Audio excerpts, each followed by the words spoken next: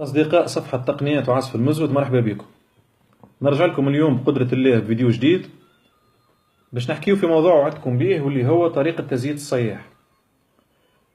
هنا يلزمنا نعرفوا اللي الزيت يمثل الروح متاع الصياح. علاش؟ على خاطر يفيد الصياح في حاجتين. الحاجة الأولى يقوي الصياح، يقوي له اللوح متاعو يولي ما يترشقش بسهولة. والحاجة الثانية يأثر على نوعية الصوت اللي تخرج من الصياح. كما نعرفوا اللي الهواء يدخل من الشفرة، تتسكر الشفرة، يصير فروتمون في الجناب هذوما، وقتها يخرج الصوت. كيف يكون الفروتمون الاحتكاك هذاك في سيرفاس مزيتة بنوع باهي نتاع زيت، تكون نوعية الصوت اللي خارجة من الصياح أحن وأقل بارازيت. لهنا يقول القائل: وأهم حاجة شنو هي أنواع الزيت؟ عندنا بعض المعلومات في تونس على أنواع نتاع زيت، حاولت ناخذ من المعلومات هذيك وحاولت نسأل خاصة في دول شقيقة في اللي استعملوا فيها الآلات الموسيقية بالقصب. لقيت اللي أهم أنواع متاع زيت هما زيت اللوز وزيت الجلجلان. نعاود: زيت اللوز وزيت الجلجلان. معناها نستعملوا زيت اللوز باش نزيتوا بيه، وإلا زيت الجلجلان. لكن كل واحد منهم يلزم نزيدوه شوية من زيت واحد آخر يعمل ميلونج به، اللي هو زيت جوز الهند.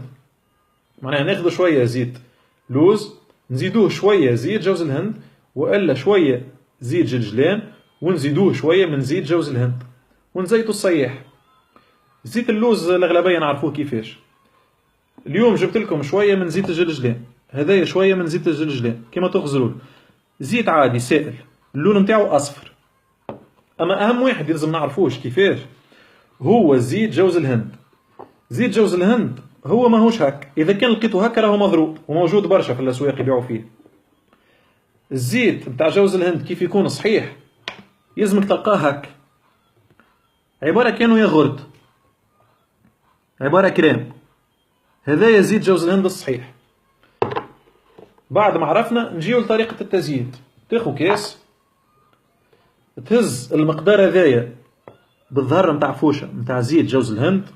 هذايا راهو كيما نقولوا دور، من بعد كي باش تخدم مع زيت الاخر باش يولي سائل، يولي عبارة الكونتيتي نتاعو أكثر من هك.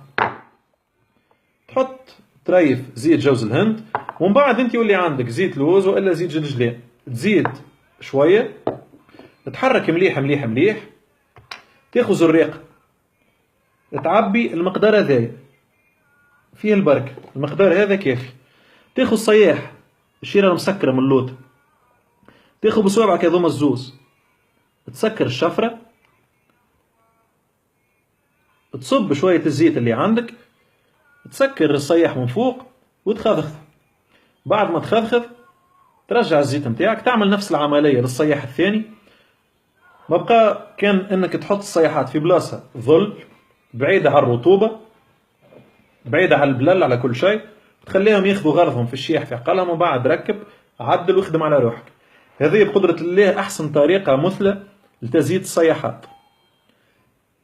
إن شاء الله نكون فتكم بالفيديو الولاد وبالمعلومات هذوم. ما بقى لي كان نقول لكم إن شاء الله بقدرة الله المرة الجاية نتقابلوا في فيديو آخر إن شاء الله نحكيو على الكفة، كيفاش تتلها بها، كيفاش تنظف، وكيفاش تعمل في التنظيف. إذا كان عجبك الفيديو انزل جيم، وإذا كان قلبك أبيض وتحب تنفع غيرك انزل بارتاج. مهمتنا نوصلوا المعلومة لبعضنا باش ننفعوا بعض. وإن شاء الله نتقابلوا في فيديو المرة الجاية بمعلومات جدد. السلام ورحمة الله وبركاته.